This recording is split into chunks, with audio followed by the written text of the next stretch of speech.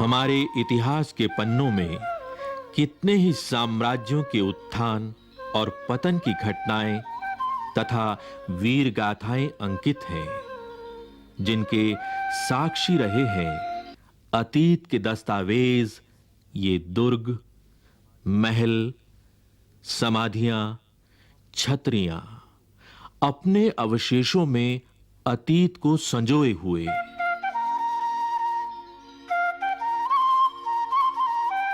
कौन थे वे लोग? कैसा था उस समय का जीवन? यह जानने के लिए आइए पलटें अतीत के पन्नों को। 15वीं शताब्दी का समय। भारत में अनेक छोटे बड़े राज्य थे। उनमें से एक था मेवाड़। मेवाड़, जो उस समय राजपूताना के एक प्रमुख राज्य के रूप में उभरा था। यह वह काल था जब भारत में मुगलों का शासन बढ़ता चला जा रहा था। अनेक राज्य मुगलों की अधीनता स्वीकार कर चुके थे। इधर उत्तर भारत में राजपूत एक प्रमुख शक्ति थे। मेवाड़ पर सिसोदिया वंश के राजपूतों का शासन था, जिनका मुगलों के साथ बराबर विरोध बना रहता था। मेवाड़ के इतिहास के पन्नों को पलटें तो एक प्रमुख शूरवीर का नाम उभरता है। यह नाम है महाराणा प्रताप का। महाराणा प्रताप शौर्य के प्रतीक, मातृभूमि पर मर मिटने वाले स्वतंत्रता के पुजारी। वीर प्रताप की शौर्य गाथाओं से अरावली की घाटी आज भी गूंज रही है।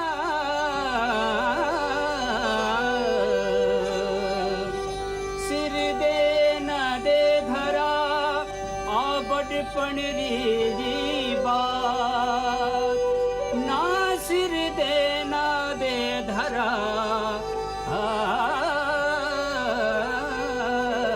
सोही राण परता। घुम्हारा मेवाड़ी सिरदार नील घोड़ारा अश्वार राणा, सुन तो जय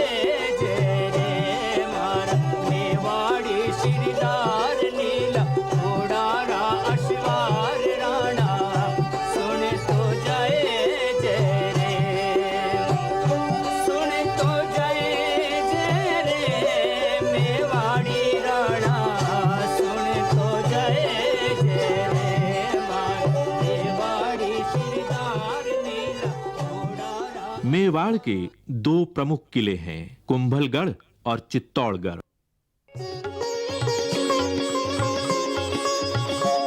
15वीं और 16वीं शताब्दी में मेवाड़ के राणा कुंभा और राणा सांगा ने मेवाड़ की कीर्ति को शिखर तक पहुंचाया।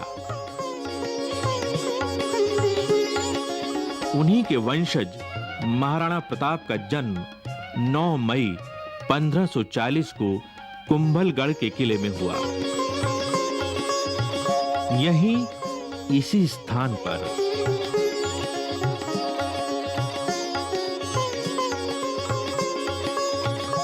कुंभलगढ़ के तत्कालीन महाराणा उदय सिंह और महारानी जयवंती बाई का पुत्र प्रताप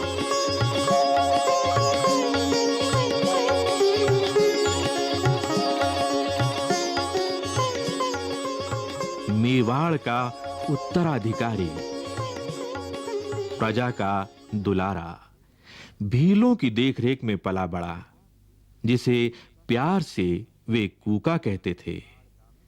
मेवाड़ का भावी महाराणा वनवासियों के साथ बेहद प्रसन्न रहता। देश प्रेम की ज्वाला उसके हृदय में सदा प्रज्वलित रहती, जो उसे अपने पूर्वजों से विरासत में मिली थी। मेवाड़ सदा से ही मुगलों की आंख की किरकिरी रहा और युद्ध होते रहे। मेवाड़ का राजनीतिक महत्व तो था ही, साथ ही वह गंगा भूमि के व्यापार मार्ग को पश्चिमी तट से जोड़ता था।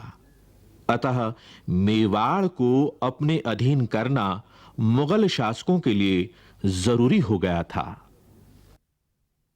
मध्यकालीन भारत का इतिहास देखें तो पाएंगे कि उस काल में महत्वाकांक्षी मुगल सम्राट अकबर का साम्राज्य लगभग पूरे भारत में छा चुका था। अनेक राजपूत सरदार, यहां तक कि राणा प्रताप के कुछ परिजन भी अकबर की अधीनता स्वीकार कर चुके थे और परिणाम स्वरूप उन्हें मिले थे ऊंचे ओहदे, ऊंची पदवियां और जागीरें। पर राणा प्रताप अकबर जैसे महापराक्रमी सम्राट के सामने नहीं झुके। कहा जाता है कि 28 फरवरी सन 1572 को होली के दिन प्रताप का गोगुंदा के किले में राज्याभिषेक हुआ।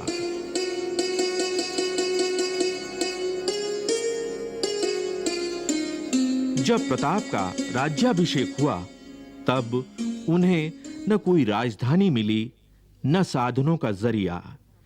वे बहुत कम साधनों से ही मुगल सम्राट से जूझते रहे। प्रताप ने हर संकट को चुनौती समझा और इससे उनके संकल्प और अधिक मजबूत होते गए। अकबर ने राणा प्रताप को यह समझाने के लिए कि वह उनकी अधीनता स्वीकार कर लें, अनेक दूत भेजे, पर राणा स्वाभिमानी थे, देशभक्त थे, वे नहीं माने। उनका राजसी वैभव छूट गया, किंतु कठिन से कठिन परिस्थितियों में भी राणा प्रताप ने अकबर की अधीनता को स्वीकार नहीं किया। चमकी मेवाड़ी तलवार बैगा कोडारा पर नाग राणा। जैसी उनकी पैनी तलवार थी, वैसा ही चौकन्ना था राणा प्रताप का प्रिय घोड़ा चेतक। राणा सुनता जा जो देवा, मेवाड़ी शिरदार नील घोड़ारा असवार राणा सुनता जा जो दे। यदि मेवाड़ की भौगोलिक स्थिति को देखें तो पाएंगे कि इसका अधिकांश भाग पथरीला और पहाड़ी है। आसपास जंगल हैं और जनजातियों की बस्तियां हैं।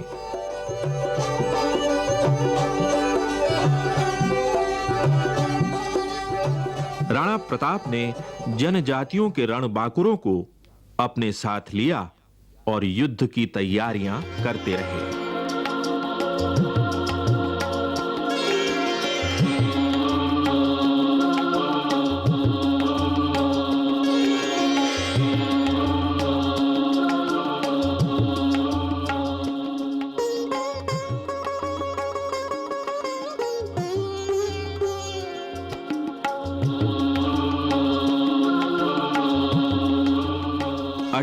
जून सन 1576 ईस्वी को अकबर की सेना और महाराणा प्रताप के बीच इतिहास प्रसिद्ध हल्दी घाटी का युद्ध हुआ। एक ओर राजा मानसिंह के नेतृत्व में अकबर की विशाल सेना थी। कहा जाता है इस सेना में 10,000 घुड़सवार थे और हजारों पैदल सिपाही थे। दूसरी ओर राणा प्रताप की सेना में केवल 3,000 घुड़सवार और मुट्ठी भर सैनिक थे, मगर ये सैनिक मातृभूमि पर मर मिटने वाले रणबांकुरे थे।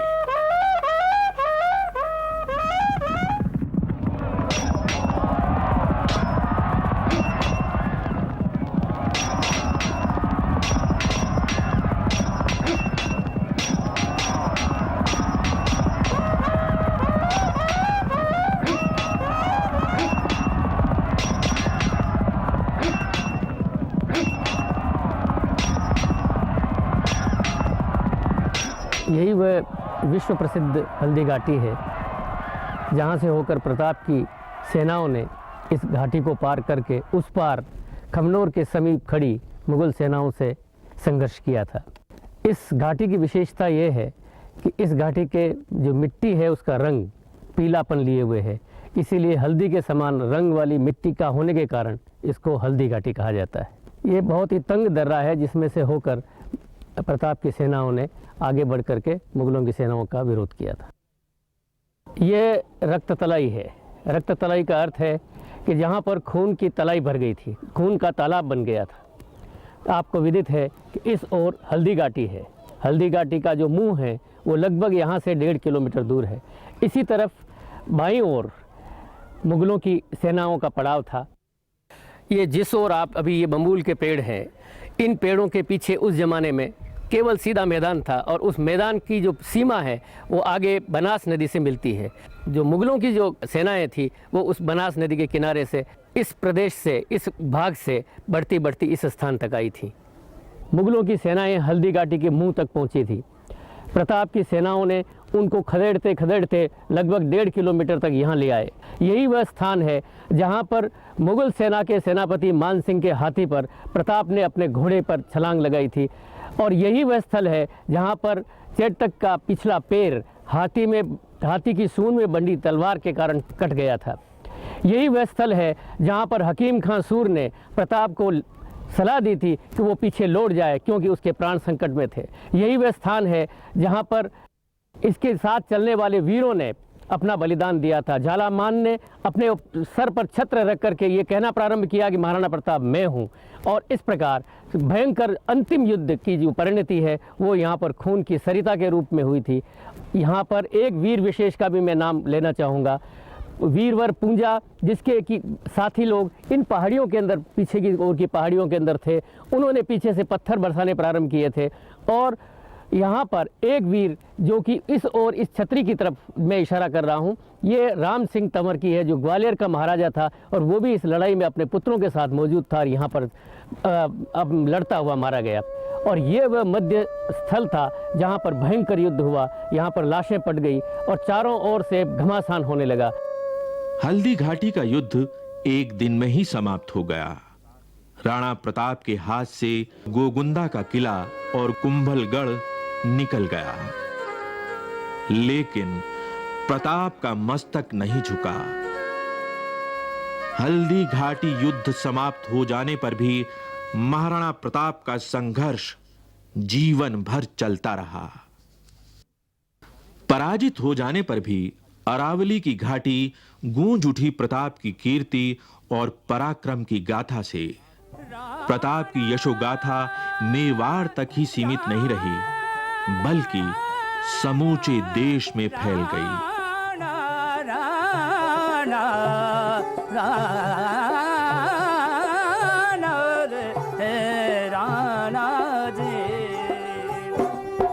हल्दी घाटी रंगी खून सोनालो बहियो जाए, हल्दी घाटी रंगी खून नालो बहियो जाए। चमकी मेवाड़ी तलवार बैग्या खूनारा पर नाल राणा सुनता जा जो जे, सुनता जा जो जे मेवाड़ी राणा सुनता जा जो जे मेवाड़ी शिरदार नील घोड़ारा असवार राणा सुनता जा जो जे। राणा ने जंगल में शरण ली। हल्दी घाटी युद्ध के पश्चात राणा प्रताप के सामने समस्या थी कि राजधानी कहां ले जाएं। उदयपुर से 16 किलोमीटर दूर एक स्थान था चावंड। चावंड एक ऐसा स्थान था जहां पहुंचने के लिए लंबा पहाड़ी रास्ता पार करना पड़ता था। यहां पानी की भी सुविधा थी। यहीं उन्होंने अपनी नई राजधानी बनाई और शासन व्यवस्था मजबूत की। राणा प्रताप ने भामाशाह और भील सरदारों के साथ मिलकर धन और जनशक्ति संगठित की। राणा प्रताप ने छापा मार युद्ध जारी रखा। सन 1579 के बाद राणा पर मुगलों का दबाव कुछ कम हुआ, क्योंकि अकबर का ध्यान अब पूर्वी भारत के विद्रोह और उत्तर पश्चिमी सीमावर्ती गतिविधियों पर था। राणा ने अवसर का लाभ उठाकर चित्तौड़ और मांडलगढ़ को छोड़ अपने राज्य का एक प्रमुख हिस्सा वापस हासिल कर लिया और मेवाड़ फिर से स्वतंत्र हो गया। ऐसा माना जाता है कि मेवाड़ के सिंह राणा प्रताप शेर का शिकार करते हुए गहरी चोट खाकर घायल हो गए और 19 जनवरी सन 1597 को चावंड में ही महाराणा प्रताप ने अपना शरीर त्याग दिया।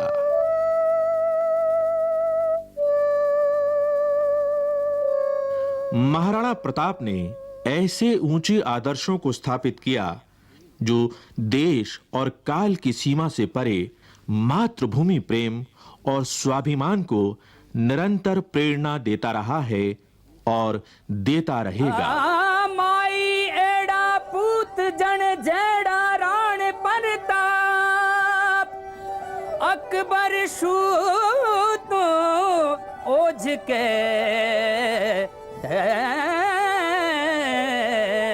जान शिराण साहब हमारा मेवाड़ी सिरदार लील घोड़ेरा अश्वार राणा सुन तो जाए जो जे मारा मेवाड़ी सिरदार नीला घोड़ेरा अश्वार राणा सुनता जाए जो जी सुनता जा जो जी मेवाड़ी राणा